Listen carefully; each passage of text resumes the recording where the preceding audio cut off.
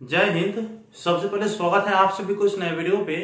इस वीडियो के माध्यम से जो इन्फॉर्मेशन बता रहा हूँ, इन्फॉर्मेशन वैसे कैंडिडेट के लिए है जो बीए, बीएससी, बीकॉम पास है और वो ललित नारायण मिथिला विश्वविद्यालय में पीजी में एडमिशन लेना चाहते हैं, अर्थात ललित नारायण मिथिला विश्वविद्यालय से पीजी करना चाहते हैं या ग्रेजुएशन पास है और बिहार के किसी भी यूनिवर्सिटी के किसी भी कॉलेज से बीएड करना चाहते हैं।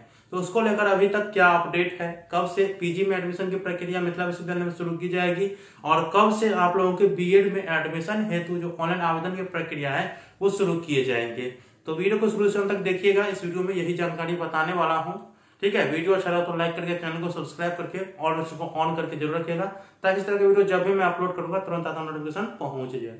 सबसे पहले मैं आप लोगों को बता दूं, जो भी कैंडिडेट पीजी में एडमिशन लेना चाहते हैं एलएनएमयू से, तो उनको लेट क्यों लग रहा है। देखिए, सबसे पहले तो इसके जो ग्रेजुएशन का सेशन है 19 से 22 वाला, उनका रिजल्ट तो उन्होंने दे दिए हैं, लेकिन वैसे कैंडिडेट का अंक पत्र अर्थात मार्कशीट नहीं मिला है और जब तक उनको मार्कशीट नहीं मिलेगा तब तक वो पीजी में एडमिशन कैसे ले लेंगे। ठीक है, तो अभी लेट लतीफी चल रहा है। एडमिशन की प्रक्रिया आपको जनवरी महीने में ही शुरू हो जाता है। ठीक है, जैसा कि शेड्यूल बनाया गया था, लेकिन मार्कशीट न होने के कारण वो स्थगित कर दिया गया है और उम्मीद है कि आप लोगों के जो वैसे कैंडिडेट है 19 से 22 वाला, उनका मार्कशीट जल्द से जल्द उनको मिल जाएगा और उनके बाद जो है पीजी में एडमिशन की प्रक्रिया शुरू कर ली जाएगी। ठीक है, पहले एंट्रांस होगा, उसके बाद ही पीजी में एडमिशन लिया जाएगा, जैसा कि इंफॉर्मेशन आ रहा है। ठीक है, तो आप लोगों को घबराना नहीं है, जो इन्फॉर्मेशन आएगा मैं आप लोगों को बताऊंगा।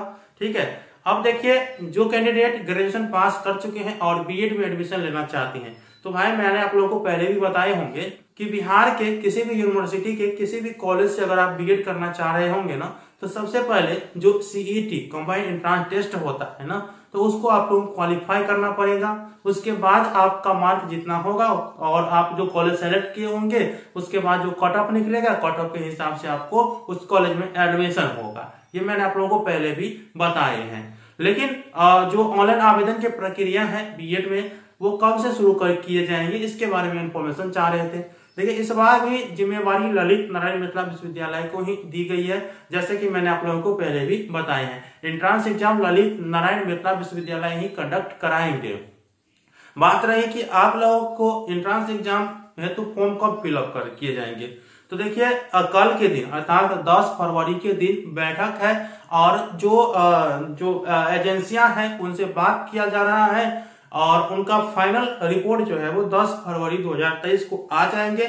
उसके बाद ही पता चल पाएगा कि एडमिशन की प्रक्रिया या ऑनलाइन आवेदन की प्रक्रिया किस हिसाब से होंगे और कितने दिनों तक होंगे। क्योंकि विश्वविद्यालय के द्वारा कहा गया है कि 1 जुलाई तक सत्र को नियमित कर लिया जाएगा और 1 जुलाई से नया सत्र शुरू किया जाएगा। तो देखना होगा कि 10 तारीख को क्या रिपोर्ट आता है। मैं आएगा तो मैं आप लोगों को इन्फॉर्मेशन दे दूंगा।